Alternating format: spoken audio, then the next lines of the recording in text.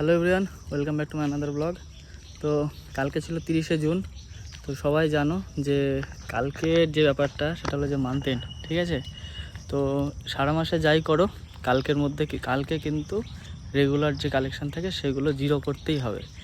তো এবার আমার কিন্তু দুটো প্রবলেম ছিল, মানে একটা বাড়িতে দুটো অ্যাকাউন্ট প্রবলেম ছিল। সেটা হলো যে প্রোডাক্ট ইস্যু নিয়ে, মানে প্রোডাক্ট সম্বন্ধে কোনো প্রবলেম ছিল আর কি, আমি জানি না, আগে থেকে এটা চলছিল। দিয়ে কালকে মানে মেম্বার মানে এর আগের সপ্তাহে বলেছে যে টাকা আমি দেবো না, যাই হয়ে যাক। বললাম ঠিক আছে, স্যারকে বললাম যে স্যার এরকম এই মেম্বারটা এরকম বলেছে, তো কিন্তু টাকা কিন্তু দেবে না আজকে, সেইভাবে বলেছি ম্যানেজারকে। কিন্তু ব্যাপারটা হলো যে কালকে গিয়েছি, দেখছি ওই মেম্বারটা টাকা আগে থেকে রেডি করে রেখেছে, দিয়ে দিয়েছে। বললাম বাস, ভালোই হলো। কিন্তু যতই ভাবি কপাল কি আর অতটা ভালো।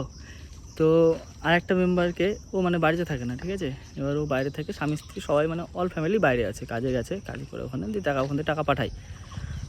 তো ওকে ফোন করলে ওই মানে বিকেলের দিকে নাহলে ওই রাতের দিকে টাকাটা মেরে দেয়, কিন্তু ফোন রিসিভ করে। কিন্তু কালকে সকাল থেকে কন্টিনিউ ফোন করে যাচ্ছি, ফোন আর রিসিভ করে না।